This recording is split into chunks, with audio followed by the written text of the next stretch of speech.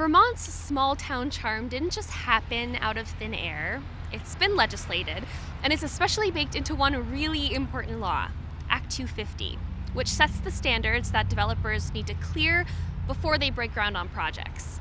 The law has been credited with keeping Vermont looking like Vermont and preventing things like strip malls and the destruction of farmland.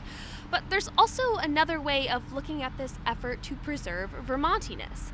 Critics accuse Act 250 of contributing to Vermont's housing shortage and overwhelming whiteness. The law emerged in the late 1960s as interstates were creeping northward and developments were popping up around Vermont's ski areas. Governor Dean Davis talked about selective planning as a way to, quote, bring in the desirable and screen out the undesirable.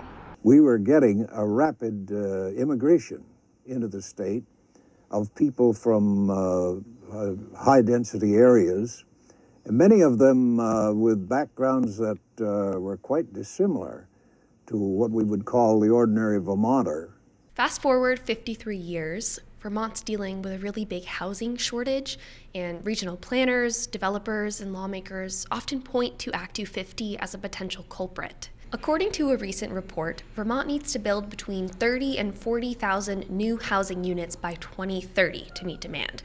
That's about 5,000 to almost 7,000 new units per year, but right now we're only building about 2,000 new units per year. Our current governor, Phil Scott, is pushing for changes to Act 250, and housing reform is definitely going to be a key issue in the 2024 legislative session.